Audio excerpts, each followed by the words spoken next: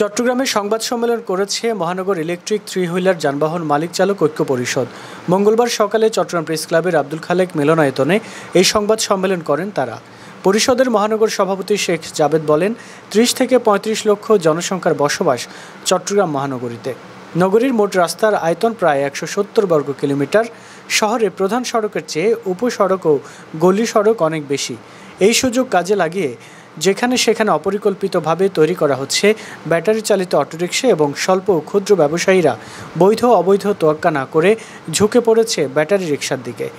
এই গাড়ি চালাচ্ছে অদক্ষ অনভিজ্ঞ চালক, যার ফলে দিন দিন রাস্তার দুর্ঘটনা ও যানজট বৃদ্ধি পাচ্ছে। এই লাগামহীন গাড়ির লাগাম টেনে ধরতে চাই। প্রিয় সাংবাদিক ভাইরা, গাড়ি চলাচলে শৃঙ্খলা আরোপ তথা যানজট নিরসনের লক্ষ্যে চালকদের পরনে পৃথক পৃথক পোশাক পরিধান করা হচ্ছে। ইউনিফর্ম পরিধানকৃত চালকদেরকে হয়রানি না করার দাবি জানাচ্ছি। আমরা আন্দোলনের পক্ষে নয়, তবে আমরা আমাদের ন্যায্য অধিকার, বেকারত্বের কর্মসংস্থান সৃষ্টি, হাজার হাজার মানুষের রুটি রুজির বাঁধন বন্ধ না করার জোর দাবি জানাচ্ছি। আমাদের সংগঠনের মাধ্যমে অবহেলিত চালকদেরকে প্রশিক্ষণের মাধ্যমে প্রশিক্ষিত করার ব্যবস্থা করা হচ্ছে এবং রাস্তায় যানজট রোধ করার লক্ষ্যে প্রতিটা মোড়ে মোড়ে আমরা লাইনম্যান চেকারের ব্যবস্থা করা হয়েছে। উক্ত কাজে প্রশাসনের সহযোগিতা চাই। প্রশাসন যদি আমাদেরকে সহযোগিতা করে, আজকে এই সাংবাদিক সম্মেলনের মাধ্যমে আমি বলতে চাই, পুরা চট্টগ্রাম একটা সুশৃঙ্খলার আওতায় আসবে ইনশাআল্লাহ।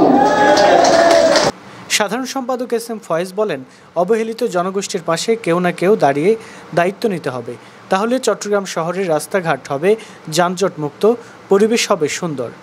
এই শ্রমজীবী মানুষের জন্য কেউ না কেউ, কোনো দল থেকে হোক, যেখান থেকে হোক, ওদের কাজের জন্য, ওদের রিজিকার জন্য, ওর জীবিকার জন্য আমাদেরকে এগিয়ে আসতে হবে। সে এগিয়ে আসার জন্য আমি নিজেকে মানবতার খাতিরে আপনাদের সংগঠনে আপনাদের জন্য কিছু কাজ করার জন্য আমি এসেছি। যদি চেষ্টা করব আপনাদের দাবি দাওয়াগুলো আমরা কিভাবে পূরণ করতে পারি।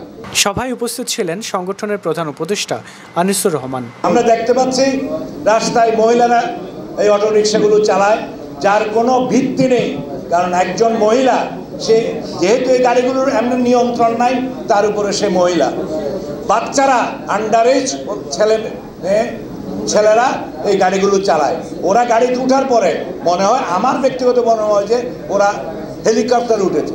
সুতরাং এগুলি সবাই ঐক্যবদ্ধ প্রচেষ্টার সাথে আমরা এইগুলো সম্মিলিতভাবে সেটাকে সুষ্ঠুভাবে নিয়ন্ত্রণ করার চেষ্টা করব। সম্মেলনে এস.এম. সুমন, আবুল কালাম খান, মাজেদুল হক, দাউদ হায়দার লাবলু, জসিমউদ্দিন, মোহাম্মদ ওসমান সহ নগরীর বিভিন্ন থানার নেতৃবৃন্দরা একযোগে উক্ত গাড়ির শৃঙ্খলা ও অনুমোদনের জন্য মেয়রের হস্তক্ষেপ প্রত্যাশা করেন।